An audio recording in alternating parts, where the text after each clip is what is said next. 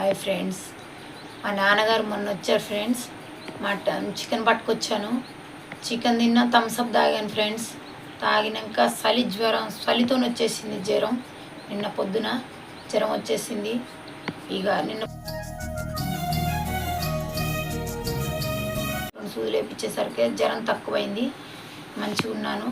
Night వాళ్ళే అన్నం కూర నా పిల్లలే వండుకున్నారు. ఎలాగన్నా వండుకొని అని అలాగే పడిపోయాను. చలితో వస్తుంది. 3 చెద్దర్లు కప్పుకున్నాను ఫ్రెండ్స్. 3 చెద్దర్లు కప్పుకున్నా కూడా ఇంకా చలి, బాగా ఫుల్ చలి. మీకు ఎందుకు చెప్తున్నానంటే ఫ్రెండ్స్, థమ్స్అప్ తాగొద్దు, చికెన్ తినొద్దు ఫ్రెండ్స్. ఈ వర్షాకాలంలో దయచేసి ఆ 2 బంద్ చేయాలి ఫ్రెండ్స్. ఏ ఎండాకాలం చలికాలం తిన్నా ఏం కాదు, ఇప్పుడు మాత్రం తినొద్దు ఫ్రెండ్స్. మోషన్స్ పెట్టి చలి జ్వరంతోనే జ్వరం వచ్చేసింది ఫ్రెండ్స్. అంతే ఫ్రెండ్స్, మీకు చెప్పేది. ట్రైన్లో పండ్లు అమ్ముతాను ఫ్రెండ్స్. నేను ఫ్రూట్స్ అమ్ముతాను.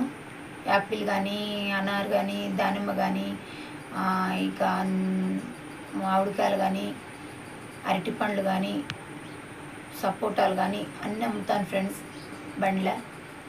ఈరోజు వర్క్కి వెళ్దామని లేచాను కానీ కళ్ళు తిరుగుతున్నాయి. మా ఆయన వద్దు అన్నాడు. ఆయన వెళ్ళిపోయాడు సుతార్ పనికి. నేనున్నాను ఫ్రెండ్స్.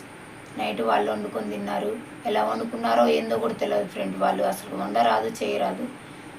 ఎలానన్నా వండుకొని అని ఇక పడుకున్నాను. 3 చెద్దలు కప్పుకొని పడుకున్నాను.